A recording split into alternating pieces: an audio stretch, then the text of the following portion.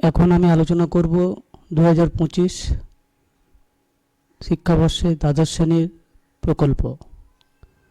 এখন দ্বাদশ শ্রেণীতে যে সেমিস্টার 3 এবং 4-এ যে প্রকল্পটি আমরা করব, সেই প্রকল্পটির সিলেবাস কি কেমন হবে সেটা নিয়ে আমরা আলোচনা করব। প্রকল্প 20 নম্বরের প্রকল্প আমরা সকলেই জানি। এর মধ্যে প্রুফ সংশোধন থাকবে 5 নম্বরে, বাকি 15 নম্বর থাকবে বিভিন্ন প্রকল্পের মধ্যে। অর্থাৎ 5 নম্বর প্রুফ সংশোধনটা মাস্ট, এটা করতেই হবে। বাকি 15 নম্বরে আমাদের থাকবে প্রকল্প। প্রুফ সংশোধনটা হচ্ছে একটি অনুচ্ছেদ দেওয়া হবে, তার থেকে বিরাম চিহ্ন, সম্পাদনা, অনুচ্ছেদ বিভাজন, বানান, শিরোনাম এই বিষয়গুলির সম্ভাব্য ত্রুটি, ভুল ত্রুটি সংশোধন করতে হবে। অর্থাৎ একটি প্যারাগ্রাফ বা একটি অনুচ্ছেদ দেওয়া থাকবে, সেখান থেকে যে জিনিসগুলি যেমন বিরাম চিহ্ন, অনুচ্ছেদ বিভাজন, বানান, শিরোনাম এইগুলি সম্ভবত ভুল থাকবে, সেই সম্ভাব্য ভুলগুলিকে সঠিকভাবে লিখতে হবে। এটাই হচ্ছে প্রুফ সংশোধন। এরপর প্রকল্পতে আমরা দেখছি প্রদত্ত প্রকল্পের মধ্যে যে কোনো একটি। এই প্রকল্পে প্রথম হচ্ছে সমীক্ষাপত্র। ন্যূনতম 50টি নমুনার ভিত্তিতে তৈরি করতে হবে। সেই নমুনাগুলি কী? নিজের গ্রাম, পাড়া, অঞ্চলকে কেন্দ্র করে সাধারণ সমাজভিত্তিক সমীক্ষা। কি সেই সমাজভিত্তিক সমীক্ষা? নারী পুরুষের হার, সাক্ষরতা, ধর্ম সম্প্রদায়, খেলাধুলার প্রবণতার মধ্যে indoor, outdoor, football, cricket, hockey ইত্যাদি। অন্যদিকে আদিবাসী জনজাতি, জনগোষ্ঠী ও সম্প্রদায় ভিত্তিক বিভিন্ন সমীক্ষা। নিজের বিদ্যালয় নিয়েও করা যাবে, এবার অন্যান্য প্রতিবেশী বিদ্যালয়কে অন্তর্ভুক্ত করা যেতে পারে। সমীক্ষার বিষয় হবে বিদ্যালয় সংশ্লিষ্ট কোনো তথ্য উদ্ঘাটন, হতে পারে বিদ্যালয় শিক্ষার্থীদের জাতিগত, সম্প্রদায়গত নকশা, হতে পারে শিক্ষক শিক্ষিকাদের বয়স, শাশ্বত ক্রিয়াকর্ম, বিদ্যালয়ের ইতিহাস, সেটা মৌখিক সাক্ষাৎকার বা সমীক্ষাও হতে পারে, বিদ্যালয়ের শ্রেণীবিভাজন, শিক্ষার্থীর সামর্থ্য প্রভৃতি। দ্বিতীয় প্রকল্প হচ্ছে গল্পের নাট্যরূপ।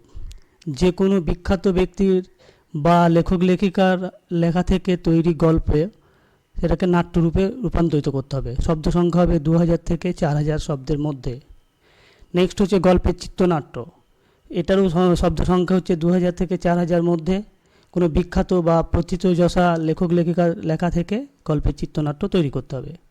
নেক্সট হচ্ছে গ্রন্থ সমালোচনা। প্রথিতযশা কবি, গল্পকার, নাট্যকার ও প্রাবন্ধিকের কোনো একটি পূর্ণাঙ্গ বইয়ের সমালোচনা। ন্যূনতম শব্দ সংখ্যা 1000। এই কটি প্রকল্পের মধ্যে যে কোনো একটিকে বাছাই করতে হবে। এছাড়া আরও আছে নির্বাচিত রচনাকারের সাহিত্য শৈলী বিচার, এটাও হতে পারে, অথবা নির্দিষ্ট ঐতিহাসিক কালপর্বে সাহিত্য সংস্কৃতির বিকাশ ও বিবর্তনের তথ্যানুসন্ধান।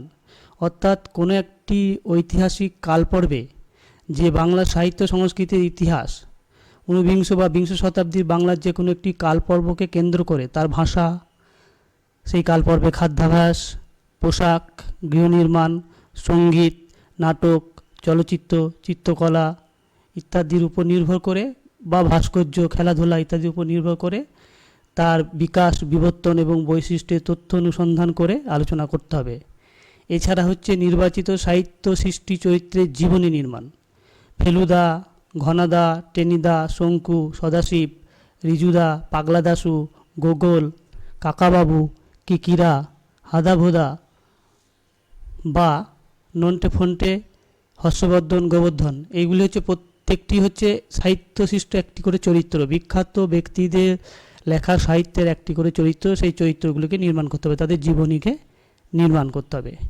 এবং সর্বশেষ নির্বাচিত সাহিত্যিকদের সাহিত্য অবদান সম্পর্কিত প্রকল্প নির্মাণ, যেমন উপেন্দ্র কিশোর রায়চৌধুরী, দক্ষিণারঞ্জন মিত্র মজুমদার, সুকুমার রায়, অবনীন্দ্রনাথ ঠাকুর, প্রেমেন্দ্র মিত্র, শরদিন্দু বন্দ্যোপাধ্যায়, লীলা মজুমদার, নারায়ণ গঙ্গোপাধ্যায়, শিবরাম চক্রবর্তী, সত্যজিৎ রায়, শীর্ষেন্দু মুখোপাধ্যায়, হিমানীশ গোস্বামী, নারায়ণ দেবনাথ, শৈলেন ঘোষ, এই সকল বিখ্যাত ব্যক্তিদের সাহিত্যে তাদের অবদান কতখানি সেই বিষয়ে একটি প্রকল্প নির্মাণ করতে হবে, যার শব্দ সংখ্যা হচ্ছে 200 শব্দ। যাই হোক, এইগুলোর মধ্যে থেকে তোমাদের ইচ্ছে মতো যে কোনো একটি বিষয়কে অবলম্বন করে প্রকল্পটি নির্মাণ করতে হবে, যে প্রকল্পের নাম্বার থাকবে 15 এবং প্রুফ সংশোধনে থাকবে 5।